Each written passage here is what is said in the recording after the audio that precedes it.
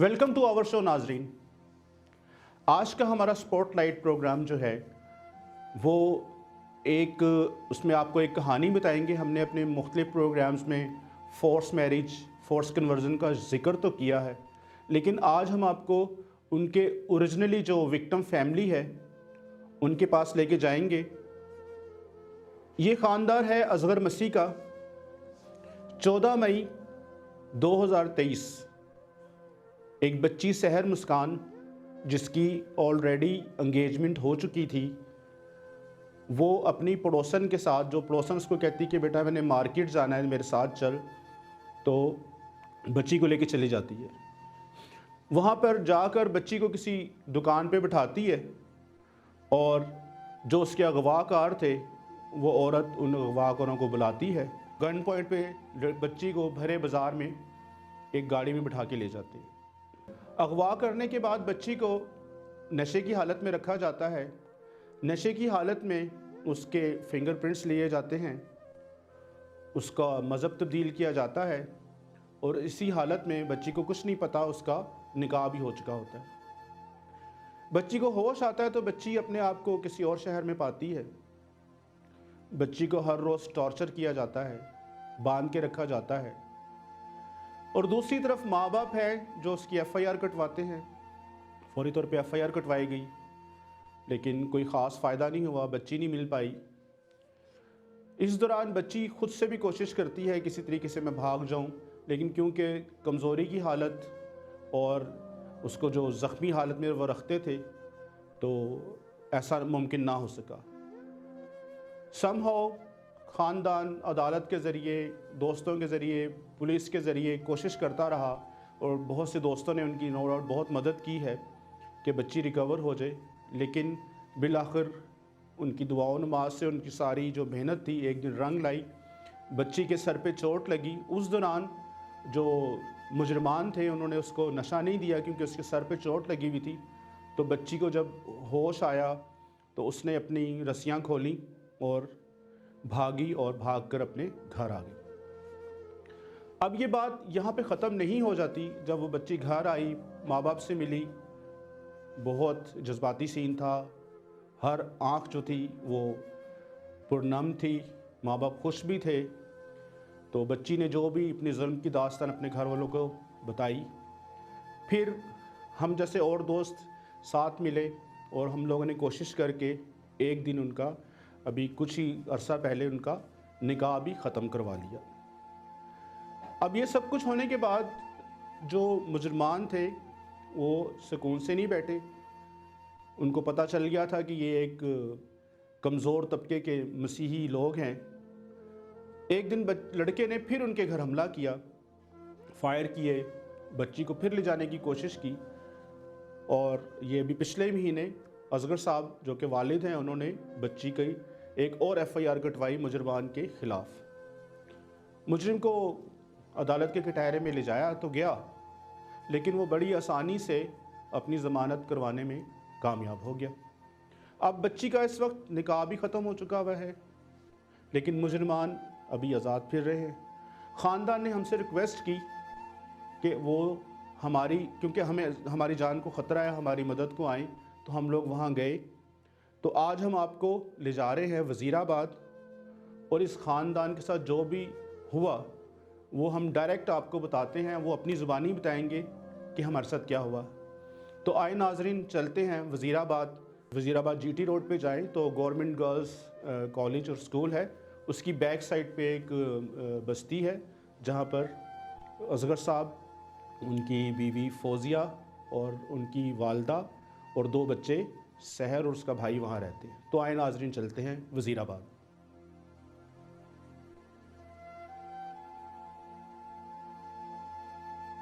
यहाँ से उन लोगों ने छलांगे लगाई हैं, ठीक है, और एक ने आगे दरवाज़ा खुला, ऐसे दरवाज़ा खुला, सब बकाया जो है लड़के वो साथ ही इधर आ गए।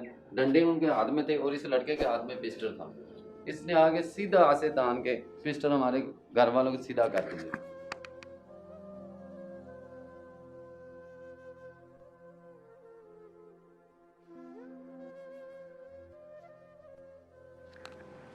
हाँ, यहाँ हम लोग सब सोए हुए थे, ठीक है। इधर मेरी बेटी थी, उधर साथ मेरा बेटा था, इधर मेरी वाइफ के चारपाई थी, और उधर मैं था, उधर मेरी साथ वालदा थी। और सीधा आके इधर हमारे पे फायर करने शुरू कर दिए, और मैंने वहाँ से सीधा आगे इसका पिस्टल पकड़ लिया और इसको यहाँ से पिस्टल नहीं मैंने छोड़ा, और बकाया हम सब डंडे से मारते रहे हैं सब लोग। उस दिन हम सबको मार के वो जा रहे लगे थे, लेकिन हमारी कोई सेफ्टी नहीं हो रही और ना ही हमारी कोई सुनी जा रही है।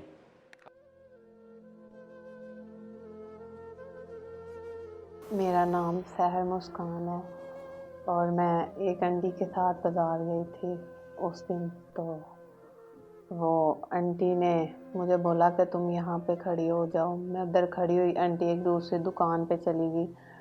तो उसके बाद वो लोग आए और उन्होंने मुझे बोला अगर तुम गाड़ी में ना बैठी तो मैंने जो है ना तुम्हें तो इधर ही मार देना और तुम्हारे घर वालों को सबको मार देना। तो उसके बाद जो है ना मतलब कि वो जो गन थी वो गन की बैक साइड उसने मेरे सर पे मारी और उसके बाद मुझे कुछ भी याद नहीं था। मैं फिर जब उठी तो मैं गुजरात में थी। मेरी बेटी ਨੂੰ ਗਨ ਪੁਆਇੰਟ ਤੇ ਮੁੰਡਾ ਗਵਾ ਕਰਕੇ ਲੈ ਗਿਆ, ਠੀਕ ਹੈ। ਔਰ ਕੀ ਦੱਸੀਏ ਕਿ ਅਸੀਂ ਇੰਨੇ ਕੁ ਮਜਬੂਰ ਹੋ ਗਏ ਕਿ ਸਾਡੇ ਕੋਲ ਅਲਫਾਜ਼ ਵੀ ਨਹੀਂ ਹੈ ਕਿ ਅਸੀਂ ਕਿਸ ਅਲਫਾਜ਼ਾਂ ਨਾਲ ਹੁਣ ਅਸੀਂ ਕਹੀਏ ਕਿ ਆਪਣੀ ਬੇਟੀ ਦੇ ਬਾਰੇ ਕੋਈ ਬਾਪ ਇੰਝ ਗੱਲ ਨਹੀਂ ਕਰਦਾ ਮੀਡੀਆ ਤੇ ਆ ਕੇ, ਉਹ ਹੀ ਕਰਦਾ ਆ ਕੇ ਕਿ ਜਿਹੜਾ ਮਜਬੂਰ ਹੋ ਜਾਂਦਾ। ਇਹੀ ਮਜਬੂਰ ਹੋ ਗਏ ਆ, ਨਹੀਂ ਕਮਾ ਤੇ ਜਾ ਸਕਦੇ, ਫਿਰ ਮਗਰੋਂ ਫਿਰ ਆ ਕੇ ਫਿਰ ਆਕੜ ਉਹ ਹੀ ਵਹਾਉਂਦਾ ਪਿਆ। ਇਹ ਸਾਡੀ ਕੋਈ सुनी जानी चाहिए, खुदा राजी करेगा। इसमें हम लोग सो रहे थे जिस दिन ये रात को हादसा हो गया। यहाँ पे मेरी बेटी थी, वहाँ पे बेटा, इधर मैं थी, इधर साथ मेरे मियाँ और उधर हमारी अम्मा जी थी। तो हम लोग सो रहे थे रात को। वो सीधा आया, पहले उसने हमें आके गालियाँ दी है, उसके बाद उसने पिस्टल निकाला और सीधा हमारी बेटी पे तान दी है। वो उसको मारने की कोशिश करने लग पड़ा और इतनी देर में ये भी उठ गई। इन्होंने उठ के पिस्टल छीन लिया उसके अब्बू ने और फिर हमने उन लोगों ने हमें बहुत मारा है डंडों के साथ भी, और फिर वो भाग गया। और हम लोग ही हम नुकसान भी हमारा ही है और हम लोग ही डर डर के जी रहे हैं उनसे और छुपते फिरते हैं कभी इधर तो कभी। उन्होंने मुझे बांध के रखा था, मैंने उधर से 2 दफ़ा भागने की कोशिश की थी तो इस वजह से वो फिर मुझे बांध के रखने लग गए। फिर एक दिन उधर मैं अकेली ही थी तो फिर मैंने अपनी रस्सियाँ खोली सबसे पहले। तो उस दिन मैं बड़ा रोई, मैंने कहा खुदा बस अब तू ही है कि जो मेरी बात को एक दफ़ा सुन लेगा। तो उसके बाद जो है मैं उधर से अपनी रस्सियाँ खोली मैंने, तो फिर मैं उधर से भाग के तो फिर उस दिन अपने घर आ गई। ਬੰਦੇ ਲੈ ਕੇ ਆ ਕੇ ਇਹਨਾਂ ਕੋ ਮਾਰ ਕੇ ਗਿਆ ਸਾਨੂੰ ਕਿ ਹੱਦ ਤੋਂ ਜ਼ਿਆਦਾ, ਤੇ ਸਿੱਧੀਆਂ ਗੋਲੀਆਂ ਚਲਾ ਕੇ ਤੇ ਖੁਦਾ ਤਰਫੋਂ ਅਸੀਂ ਫੜ ਲਿਆ ਕਿ ਮੈਂ ਉਹਦਾ ਪਿਸਟਲ ਫੜ ਲਿਆ। ਫਿਰ ਪਿਸਟਲ ਨਹੀਂ ਮੈਂ ਛੱਡਿਆ ਉਹਦਾ, ਲੇਕਿਨ ਦੂਜੇ ਮਾਰਦੇ ਰਹੇ, ਫਿਰ ਵੀ ਗੋਲੀ ਚੱਲ ਗਈ ਹੈ। ਲੇਕਿਨ ਗੌਰਮੈਂਟ ਸਾਡੇ ਲਈ ਕੁਝ ਵੀ ਨਹੀਂ ਕਰਦੀ। ਤੇ ਅਸੀਂ ਅਪੀਲ ਕਰਨੇ ਆ ਸਾਰੇ ਆਲਾ ਅਫਸਰਾਂ ਅੱਗੇ ਕਿ ਸਾਡੀ ਵਜ਼ੀਰ ਆਜ਼ਮ ਅੱਗੇ ਕਿ ਨਵੀਂ ਜਿਹੜੀ ਹੁਕੂਮਤ ਆਈ ਹੈ ਇਹ ਹੀ ਸਾਡੀ ਕੋਈ ਸੁਣ ਲੈ। 3 ਸਾਲ ਤੋਂ ਸਾਡਾ ਜੀਣਾ ਹਰਾਮ ਕੀਤਾ ਹੈ ਇਸ ਬੰਦੇ ਨੇ। ਅਸੀਂ ਕ੍ਰਿਸਚਨ ਹੋਰੇ ਤਦ ਨਹੀਂ ਸਾਡੀ ਸੁਣੀ ਜਾਂਦੀ, ਉਹ ਮੁਸਲਿਮ ਹੈ, ਸਾਡਾ ਉਹਦਾ ਤਾਂ ਰਿਸ਼ਤਾ ਹੀ ਨਹੀਂ ਬਣਦਾ। ਜਿੰਜ ਦਾ ਉਹਨਾਂ ਝੂਠਾ ਸੱਚਾ ਨਿਕਾਹ ਬਣਾਇਆ ਸੀ ਉਹ ਵੀ ਖਤਮ ਕਰ ਦਿੱਤਾ ਹੈ। ਲੇਕਿਨ ਅਸੀਂ ਫਿਰ ਵੀ ਗੌਰਮੈਂਟ ਅੱਗੇ ਅਪੀਲ ਕਰਨੇ ਕਿ ਸਾਡੇ ਹੱਥਾਂ ਨਾਲ ਵੇਖੋ, ਸਾਡੇ ਗਰੀਬਾਂ ਦੀ ਸੁਣੋ। ਹੁਣ ਇਹ ਨਾ ਸਾਡੀਆਂ ਲਾਸ਼ਾਂ ਤੁਹਾਨੂੰ ਮਿਲਣ।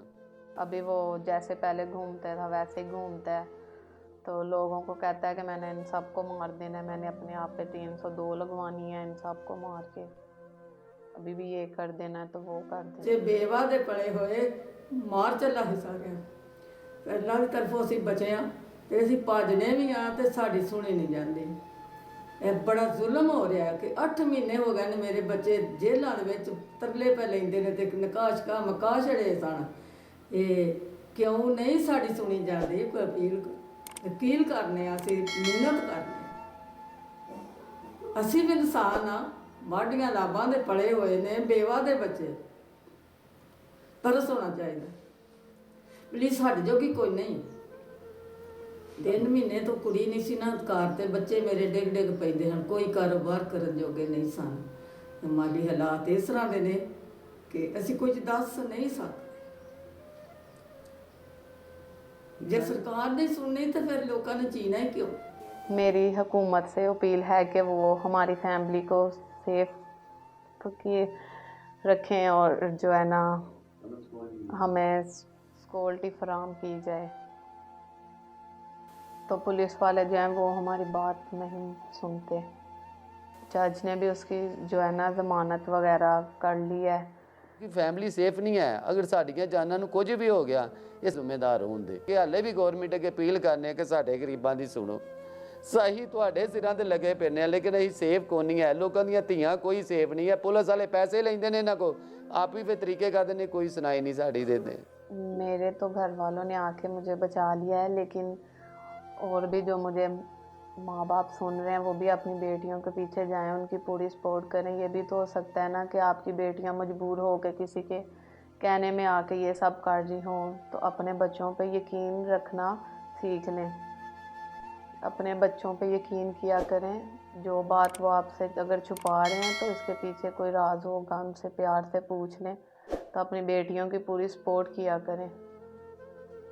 नाजरीन, आपसे हमारी गुजारिश है कि आप हमारे इस प्रोग्राम को सब्सक्राइब करें, इसको लाइक करें और इसको शेयर करें। आपका बहुत शुक्रिया।